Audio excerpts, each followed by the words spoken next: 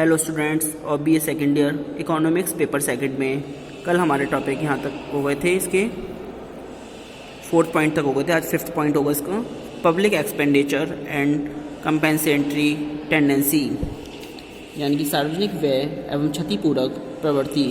क्षतिपूरक व्यय से आशय है कि सरकार उत्पादन कार्यों के स्थान पर अनुत्पादक कार्यों में धन व्यय करके बेरोजगारी समस्या के समाधान में सहायता करे तो उसे क्षतिपूरक व्यय माना जाता है। मंदीकाल में ऐसे क्षतिपूरक व्ययों का महत्व काफ़ी रहता है। सार्वजनिक व्यय के पूर्ण स्तर को प्राप्त करने की दृष्टि से व्यय को 3 भागों में विभाजित किया जाता है। नंबर आ है उपभोग को प्रभावित करने वाले व्यय। प्रभावपूर्ण मांग में कमी होने के कारण उपभोग की मात्रा में कमी होने पर सरकार द्वारा कम आय वाले व्यक्तियों को आर्थिक सहायता दी जानी चाहिए। नंबर 2 है सार्वजनिक विनियोग। मंदीकाल में रोजगार को रोकने हेतु सार्वजनिक व्यय द्वारा प्रभावक मांग व विनियोग में वृद्धि की जा सकती है। नंबर 7 है निजी विनियोग को प्रभावित करने वाले व्यय। निजी विनियोग में कमी होने पर इन्हें प्रोत्साहन देकर प्रभावक मांग बढ़ जाती है, जिससे रोजगार का स्तर भी बढ़ेगा। Number 6 public expenditure and employment. सार्वजनिक व्यय एवं रोजगार गुणक व त्वरक के सिद्धांतों के आधार पर विनियोग व उपभोग में वृद्धि होकर अर्थव्यवस्था में तेजी से पूर्ण रोजगार को प्राप्त किया जा सकता है। सामान्यतः पूर्ण रोजगार की स्थिति को प्राप्त करना सरल कार्य नहीं है। पूर्ण विकसित माने जाने वाले राष्ट्रों में भी पूर्ण रोजगार नहीं पाया जाता है।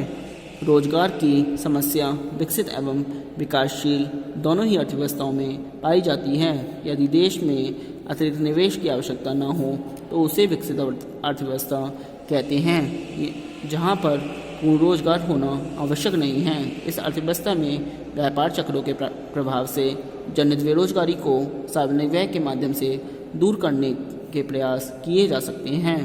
Number 7 public expenditure and economic welfare. सार्वजनिक व्यय व आर्थिक कल्याण।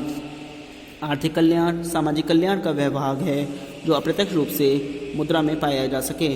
आर्थिक कल्याण में वृद्धि होने पर कुल कल्याण में भी वृद्धि संभव हो जाती है। सार्वजनिक व्यय द्वारा नागरिकों की आय में वृद्धि होकर उपभोक्ता एवं संतुष्टि की मात्रा में वृद्धि हो जाती है व आय व धन की समानताएं दूर होकर देश में उत्पादनशीलता बढ़ती है। सार्वजनिक व्यय द्वारा आर्थिक कल्याण में वृद्धि करने के लिए धनी वर्ग से निर्धन वर्ग को क्रय शक्ति का हस्तांतरण एवं राशनिंग व्यवस्था द्वारा कार्य किया जा सकता है। इससे गरीब वर्ग को लाभ होता है तथा उसका आर्थिक विकास संभव हो पाता है। Number 8 public expenditure and under developed economy. सार्वजनिक व्यय व अर्धविकसित अर्थव्यवस्था।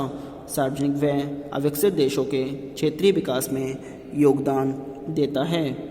अर्धविकसित अर्थव्यवस्था में देश के साधनों का पूर्ण रूप से उपयोग न होने से पूर्ण रोजगार की स्थिति प्राप्त नहीं हो पाती।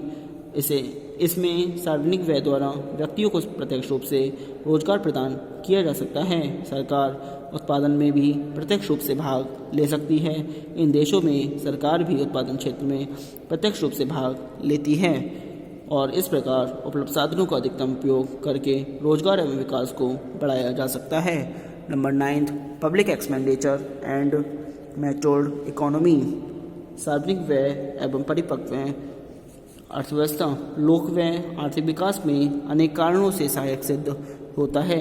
इसी कारण से 1950 से 1970 तक के दशक में आर्थिक विकास में लोक व्यय का महत्व बढ़ गया है, परंतु 1980 के दशक से अर्थशास्त्रियों के विचार में बदलाव आया है। इसका मुख्य कारण लोक व्यय में आशातीत वृद्धि एवं सरकारी बजट में निरंतर भारी घाटा है। यह यदि देश विकास की पूर्णता को प्राप्त कर ले, जहाँ पर नवीन विनियोजन के अवसर ही समाप्त हो जाएं, तो ऐसी अर्थव्यवस्था को परिपक्व अर्थव्यवस्था कहेंगे। इन राष्ट्रों में पूर्ण रूप से प्राकृतिक साधनों का दोहन हो चुका होता है तथा प्रति व्यक्ति उत्पादन व आय भी सबसे अधिक रहती है, परंतु इस अर्थव्यवस्था में भी पूर्ण रोजगार की स्थिति स्थापित नहीं हो पाती तथा अवसाद आने पर उसकी अवधि लंबे काल तक चलती रहती है। टेलर का मत है कि इस अर्थव्यवस्था में पूर्ण रोजगार की स्थिति स्थापित नहीं हो पाती तथा अवसाद की अवधि भी लंबी होती है, अतः इस अवधि को कम करने के उद्देश्य से बड़े पैमाने पर सार्वजनिक व्यय किया जाता है। अब आता है adverse effects of public expenditure, सार्वजनिक व्यय के प्रतिकूल प्रभाव। सार्वजनिक व्ययों के सामान्यतः अनुकूल प्रभाव पड़ते हैं, परंतु कभी कभी उनके प्रतिकूल प्रभाव भी पड़ सकते हैं। सार्वजनिक व्यय के प्रतिकूल प्रभाव निम्नलिखित हैं। नंबर 1, व्यवसाय को अनावश्यक सहायता। यदि सरकार ऐसे व्यवसाय एवं उद्योगों को संरक्षण एवं आर्थिक सहायता प्रदान करे जिनका आर्थिक विकास में विशेष महत्व नहीं है, तो ऐसा सार्वजनिक व्यय बेकार चला जाएगा तथा देश में अनावश्यक उद्योगों का विकास होगा।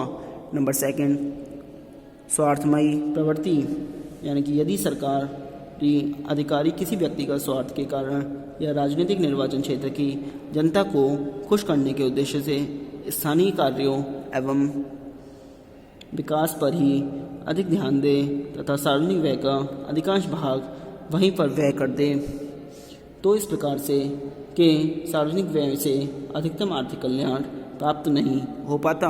नंबर 3, सुरक्षा पर अधिक व्यय। यदि सरकार द्वारा सुरक्षा पर आवश्यकता से अधिक धन व्यय कर दिया जाए तो उसका निर्धन वर्ग पर बुरा प्रभाव पड़ेगा। वर्तमान में विश्व में अपनी अपनी सैनिक शक्ति का अधिकाधिक प्रदर्शन करने के उद्देश्य से प्रत्येक देश सुरक्षा कार्यों पर अधिकाधिक धन व्यय कर रहा है, जिससे कल्याण कार्यों पर कम धनराशि व्यय हो जाती है। नंबर 4, वर्ग विशेष को लाभ। यदि सार्वजनिक व्यय का अधिकांश भाग किसी वर्ग विशेष के लाभार्थ ही व्यय किया जाए तो उससे नागरिकों के कुल कल्याण में वृद्धि संभव न हो सकेगी तथा सार्वजनिक व्यय का उचित प्रभाव जनता पर नहीं पड़ेगा। समाज 2 वर्गों में विभाजित होने लगेगा तथा भविष्य में वर्ग संघर्ष की प्रवृत्ति बढ़ने लगेगी। अब अगला टॉपिक है हमारा कॉन्सेप्ट ऑफ पब्लिक डेब्ट, सार्वजनिक ऋण की अवधारणा। इसमें सुनिए, सामान्य अर्थों में जब सरकार देशवासियों एवं विदेशों से जो ऋण लेती है उसे सार्वजनिक ऋण कहते हैं। सार्वजनिक ऋण की मान्य परिभाषाएं निम्नलिखित हैं। नंबर 1 है प्रोफेसर फिंडले शिराज के अनुसार सार्वजनिक ऋण वह ऋण है जो एक राज्य अपने नागरिकों या दूसरे देश के नागरिकों से लेता है। नंबर 2, प्रोफेसर डाल्टन के अनुसार सार्वजनिक सत्ता की आय का एक साधन सार्वजनिक आय प्राप्त करने का एक तरीका सार्वजनिक ऋण है।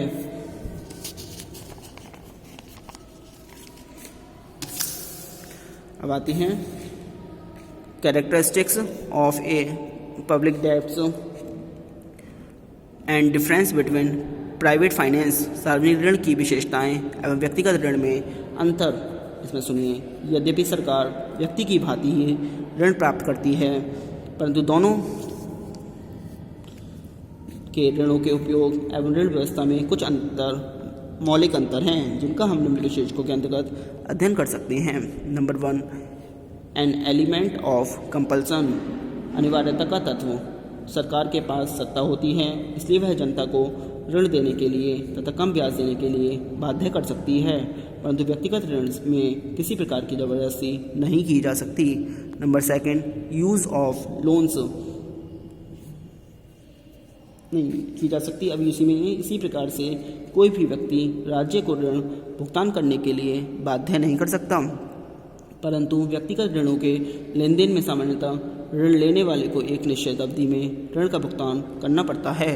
नंबर 2, यूज़ ऑफ लोन्स, ऋणों का उपयोग। सरकार द्वारा लिया जाने वाला ऋण नागरिकों अथवा ऋणदाताओं के लाभार्थ व्यय कर दिया जाता है, क्योंकि राज्य व्यक्तियों का ही समूह है और इसलिए राज्य जो कुछ व्यय करता है उसका प्रत्यक्ष लाभ व्यक्तियों को होता है। इसके विपरीत एक व्यक्ति जो भी ऋण लेता है वह उसका उपयोग केवल अपने व्यक्तिगत लाभ के लिए ही करता है। नंबर 3, रेट ऑफ इंटरेस्ट, ब्याज की दर। व्यक्ति की अपेक्षा राज्य की साख बहुत ऊंची होती है, इसलिए राज्य कम ब्याज की दर पर अधिक सरलता से ऋण प्राप्त कर सकता है, कि ये व्यक्ति को प्राप्त नहीं होते। Number 4 non secrecy. Non secrecy क्या है?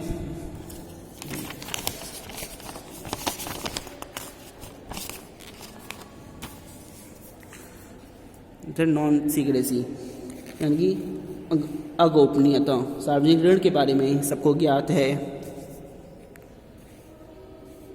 रहता है और उसमें कोई गोपनीयता नहीं होती। इसके विपरीत एक व्यक्ति को ऋण की स्थिति के संबंध में किसी अन्य व्यक्ति को निश्चित तौर से कुछ ज्ञात नहीं होता। नंबर 5 है लायबिलिटी ऑफ पेमेंट। भुगतान का दायित्व। सरकार निरंतर और सार्वजनिक होती है, अतः वह दीर्घकालीन ऋण ले सकती है, परंतु व्यक्तियों को दीर्घकालीन ऋण मिलने में कठिनाई होती है क्योंकि एक व्यक्ति की आय सीमित रहती है और अनिश्चित होती है तथा ऋण का भुगतान करने का दायित्व केवल ऋण पर ही होता है। नंबर 6 है सोर्सेज ऑफ डेप्ट। ऋण के स्रोत। राज्य स्वयं ही ऋण का स्रोत उत्पन्न कर सकता है। कोई भी सरकार नोट छापकर अपनी आवश्यकता की पूर्ति कर सकती है, जबकि व्यक्तियों को इस तरह की कोई भी सुविधा प्राप्त नहीं होती। नंबर 7 है फॉरेन लोन्स। बाह्य ऋण। सरकार विस्तृत साख होने के कारण न केवल अपने देश से वरन विदेशों से भी ऋण प्राप्त कर सकती है, परंतु व्यक्तिगत ऋण प्रायः देश के भीतर ही लिए जा सकते हैं क्योंकि सरकार की तुलना में विदेशों में व्यक्तियों की साख बहुत कम होती है। नंबर 8 है साइज एंड सिक्योरिटी ऑफ डेप्ट। ऋण की मात्रा व जमानत। चूँकि सरकार की साख, प्रतिष्ठा व आर्थिक स्थिति का ज्ञान सभी को होता है, इसलिए वह बिना किसी जमानत के काफ़ी मात्रा में ऋण प्राप्त कर सकती है, परंतु व्यक्तिगत ऋण प्राय छोटी मात्रा में होते हैं और ऋणियों को कोई धरोहर जमानत के रूप में रखनी पड़ती है। नंबर 9 है ऑब्जेक्टिव्स ऑफ लोन्स यानी कि उद्देश्य के दृष्टिकोण से सार्वजनिक ऋण सामान्यतः उत्पादक होते हैं, परंतु व्यक्तिगत ऋण उत्पादक व अनुत्पादक दोनों प्रकार के हो सकते हैं। Number 10 effect of debts. ऋणों का प्रभाव। सरकार द्वारा लिए जाने वाले ऋण का देश की उत्पादन तथा वितरण व्यवस्था पर प्रभाव पड़ता है। नंबर 11 डेब्ट लिक्विडेशन। ऋणों को अस्वीकार करना। सरकार के पास सार्वभौमिक सत्ता होने के कारण वह अपने ऋणों का भुगतान करने से इनकार भी कर सकती है, परंतु व्यक्तिगत ऋण अपने ऋणों का भुगतान करने से इनकार नहीं कर सकता, क्योंकि यदि वह ऐसा करता भी है तो ऋणदाता न्यायालय की सहायता से ऋण का भुगतान ले सकता है और फिर उस व्यक्ति को कोई ऋण देने के लिए तैयार ना होगा। नंबर 12 है ऋणों को चुकाने टैक्सेशन फॉर रिडेम्पशन ऑफ डेप्ट। ऋणों को चुकाने के लिए करारों पर सरकार ऋणों का भुगतान करों से प्राप्त आय में से कर सकती है और इस प्रकार ऋणदाताओं को भी कर में ऋण का एक बहुत बड़ा भाग चुकाना पड़ता है, परंतु व्यक्तिगत ऋण के संबंध में ऐसा संभव नहीं है। आज के लिए इतना ही। Thank you very much.